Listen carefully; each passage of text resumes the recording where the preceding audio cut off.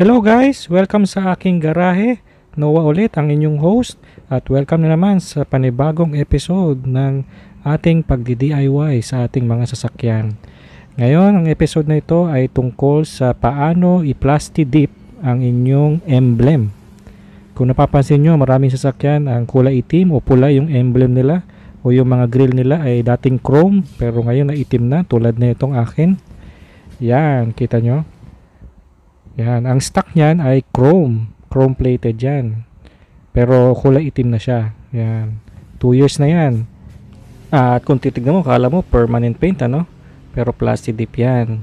Ginawa ko dyan, tinanggal ko pa yan dyan sa hood para lang mapintahan ko ng plastic dip. Yan, matibay naman siya kahit na matagal na. Habang tumatagal, tumitigas naman yung paint. Kung ayaw nyo, edi balik nyo sa chrome ano? Ipil nyo lang. So yan ang pag-uusapan natin guys ano? Kung paano i-plastic dip ang emblem ng inyong mga sasakyan. Tara! So nandito tayo sa likod guys, ano? Dito sa rear emblem natin. Yan ang ating lalagyan ng plastic dip. Yang emblem na yan, Mitsubishi. Kita nyo, chrome yan. Na plastic dip ko na to dati. So tinanggal ko lang kasi medyo na pipil na siya eh. Siyempre katagalan tatanggal din yung plastic. Pero yun ang kagandahan yan ano. Pwede mo siyang ipil, babalik siya doon sa dati niyang kulay. Yan. So yan ay tuturo ko sa inyo paano ba ito i-plastic dip. Nasa inyo yan kung gusto niyo pula, meron. Pero dito gagawin natin itim, okay? So ito yung mga kailangan natin guys ano. Unang-una kailangan natin ng 3M na double adhesive. Yan. Yung pang kotse ano. Yan, makapit yan. Tutok lang natin, ayun. Yan, may mabibili kayo niya sa mga auto shop. Mga per meter, no? Kasi medyo mahal yan. Kailangan din natin ng masking tape. Tapos, kailangan din natin ng syempre, plastic dip, no? Maraming brand yan, no? Pwede kong kayong bigyan ng tip sa Lazada kung saan makabili niyan. Ito kulay itim to. Yan. Pero may pula niyan, no? Makita nyo sa logo, napipili siya, di ba? Cutting board, kailangan din natin yan. Syempre, yung mask, pagka nag-spray paint tayo, kailangan natin ng mask, protection. Cutter, tsaka gunting, kailangan din natin ng gunting. Tsaka itong card, lumang card na hindi nyo na ginagamit. Tsaka isang piece of cloth. Yan ang mga kailangan natin. So, umpisa na natin. So, kailangan natin ng masking tape. Yan, para saan ba to? Yan, mamarkahan natin, no? Pag tinanggal natin yung emblem, alam natin kung paano ibalik, ano? Yung iba, ang ginagawa ng iba, ay hindi na tinatanggal yung emblem. Hinahayaan na lang nila dyan. Ang gagawin nila, tatakpan nila yung buong kaligid ng emblem para hindi mapintahan yon. Tapos, pipintahan na nila mismo na nakakabit sa sasakyan. Okay lang naman din yon. Pero ang problema kasi doon, paano mo tatanggalin yung mga plastic sa gilid-gilid. So kailangan mo pa ng toothpick, gagamit ka pa ng toothpick para matanggal yung plastic dip. At medyo delikado yun, baka ma-scratch yung paint natin. Yung paint ng sasakyan baka magasgas. Kaya mas maganda tanggalin natin. So yan, lagyan lang natin ng mark. Para pag tinanggal natin, alam natin kung saan natin ibabalik ano. Yan. Lagyan natin yung isa. Take your time lang guys, no? Huwag kayo magmamadali. So, enjoy nyo lang kapag nagtatrabaho kayo. Nagdi-DIY kayo ng sasakyan ninyo. Enjoy nyo lang. Yan ang kagandahan ng nagdi-DIY. Yan. Kapag tinanggal natin yan, sasakto lang natin yung emblem mamaya para pantay pa rin siya, ano? Hindi tayo mangangapa pagka binalik natin yung emblem. Gamitin na natin tong card. Yan, pero hindi natin isusok-sok agad-agad yan. Ma-scratch yung paint, ano? Gagamit tayo ng piece of cloth. Yan. Saka natin tatanggalin yung emblem. Yan, kung first time nyo tanggalin yung emblem, matigas-tigas yan guys, ano. Be persistent lang. Tapos, counting patience. Huwag kayong magmamadali. Kasi masyadong matigas yung adhesive na galing sa kasa. Pero ito medyo malambot na kasi to. Natanggal ko na kasi to dati. Tsaka isa pang point, huwag kayong magmamadali dito. Baka mabali yung emblem. Kasi plastic lang talaga yan. Hindi siya metal. Yan. Tapos sa taas, sa baba naman. Konti-konti lang. Tsatsagain nyo. Basta huwag kayong magmamadali. Yan. Ayun. Tanggal na. Kasi nga, yung adhesive na nilagay ko dyan, 3M na. Hindi siya yung stock. Pero basically, ganyan din ang ginawa ko nung first time ko tinanggal tong emblem na to. Basta dahan-dahan lang. Huwag kayong magmamadali. Yan, tanggal na yan.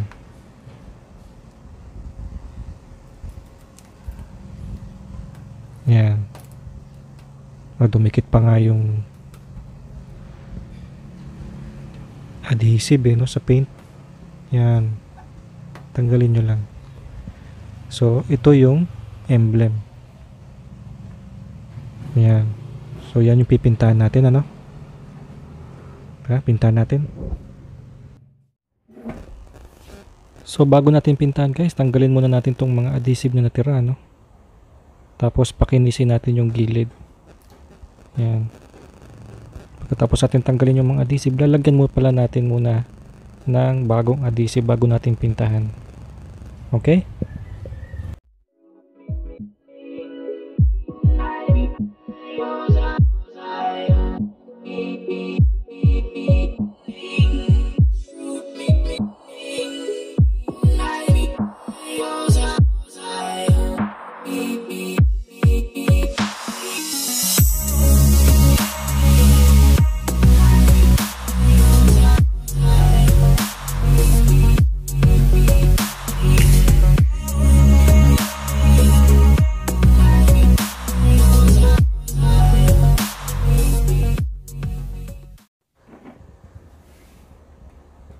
So, lagyan na natin ng adhesive, ano? Double adhesive tape. Yung likod ng emblem. Itong double adhesive ko ay half an inch lang. Pero may mabibili kayo na 1 inch na kapal. Yung kapal niya 1 inch. Kung gusto nyo lang. Ito kasi half an inch lang. Yun ang binili ko para flexible kahit sa ibang bagay ko gamitin. Magagamit ko siya. So, lalagyan lang natin lahat itong likod ng emblem para pagka dinikit natin sa sasakyan, makapit siya.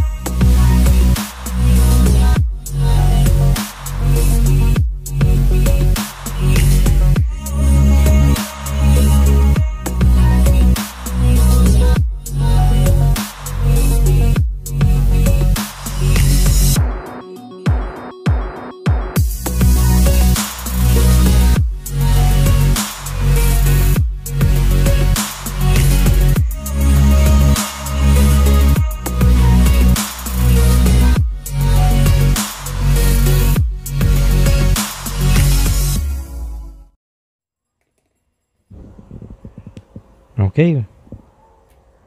Yung gitna na lang. Yan. So, check na lang natin.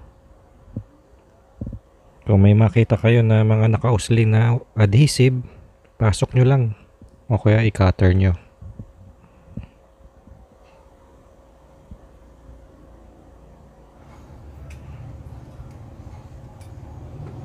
Ayan, pag nakapasok na ng mabuti, pwede na natin pintahan, ano. Tara, pintahan na natin.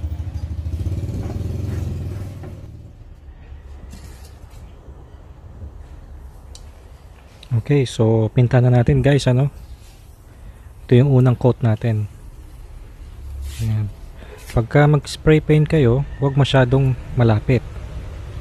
Layo yung konti, mga 12 to 16 inches. Ang layo, ano? Ayan, so umpisan natin. So dito muna tayo sa side na ito, ano?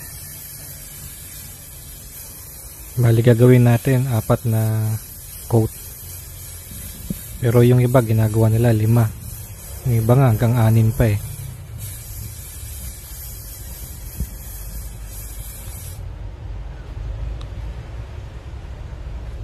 Yan ang ating first coat. So, kung hindi kayo satisfied, dagdagan nyo lang. Spray pa kayo. Basta dyan lang kayo sa isang side.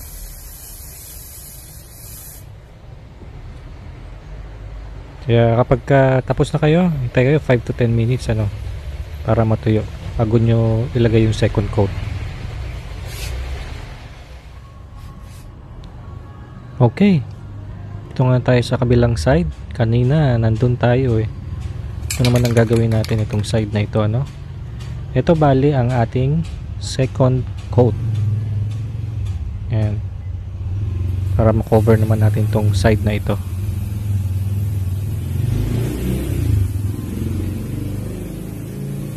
Sprayan nyo lang ng sprayan.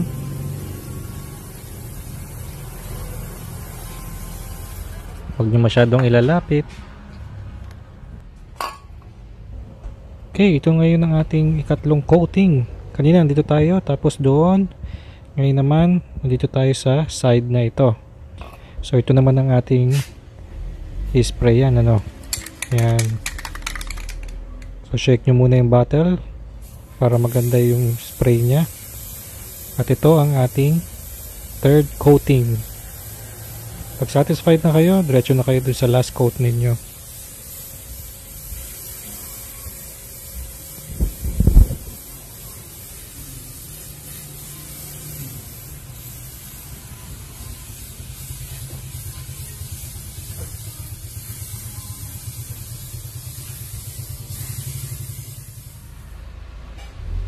So guys, ito na yung ating last coat, ano? Yan. So palilibutan na natin itong emblem na ito. Shake muna natin. Then spray natin sa lahat ng sides. Siguraduhin nyo na talagang walang chrome na makikita doon sa emblem na yun. Na talagang natakpan siya.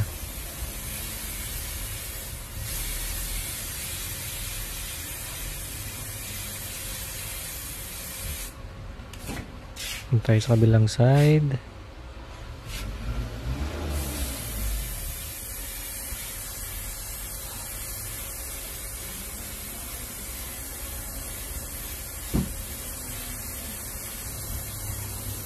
Hindi naman kayo masyadong nagtitipid, bugahan nyo lang ng bugahan. Sa kabilang side naman.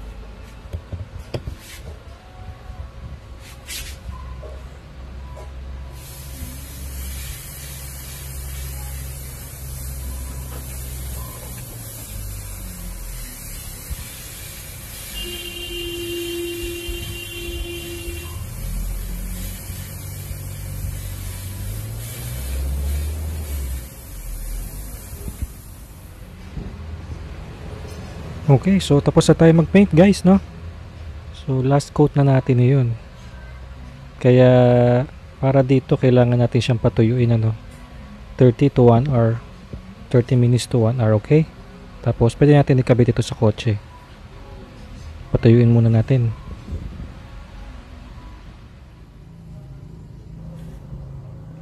Okay, so tuyo na. Napatuyo na natin ito ng mahigit 1 oras. So kunin na natin, ano. Pero ingatan nyo pa rin guys, ano. Baka matuklap. Malambot-lambot pa yan. Yan. So tanggalin na lang natin yung tape ng double adhesive, ano. Yung cover nya. Yan. Para madali yung tanggal, gamitin natin yung cutter pang sundot.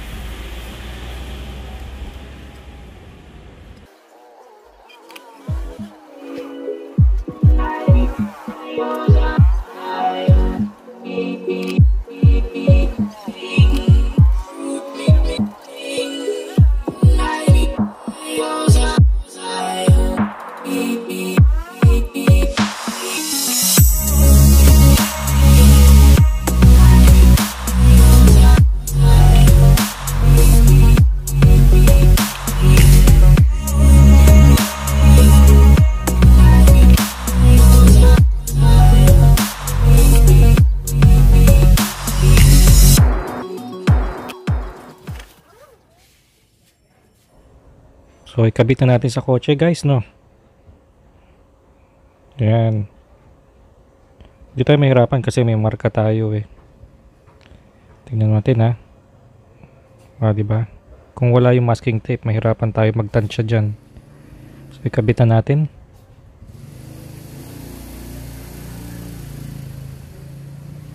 Dahan-dahan lang. Ayan. Malaking tulong talaga pagka nilagyan nyo ng mark. Gitnang-gitna pa rin yan. Mahirap pagtansyahan. Baka hindi nyo alam, tabingi pala. Tapos medyo ididiin nyo siya ng konti. Didiin nyo konti. Ayan. So ingat-ingat lang, baka matanggal yung plastic dip, ano. Diinan nyo siya mga 10-20 seconds para dumikit yung adhesive.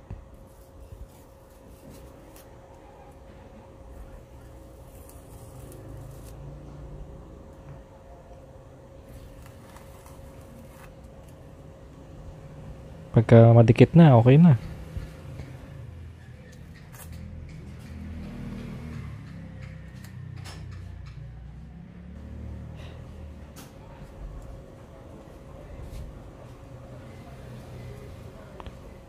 So ganito lang ang paraan para i-plastic dip ang emblem. Walang kahirap-hirap yan. Kayang-kaya nyo rin yan guys.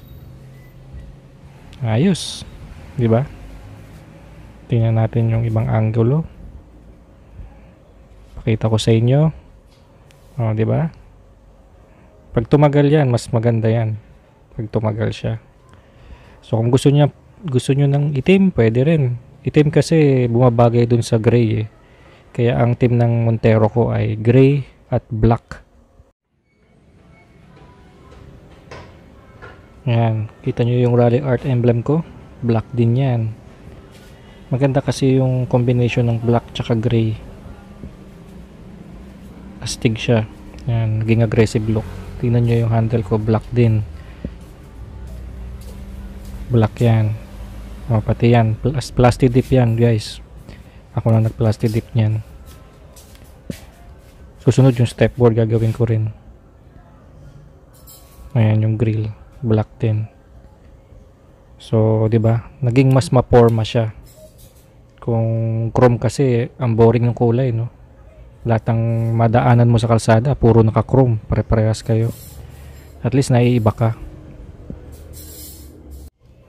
So yun guys, kung helpful tong video na ito, please like this video tapos subscribe na rin kayo. Salamat!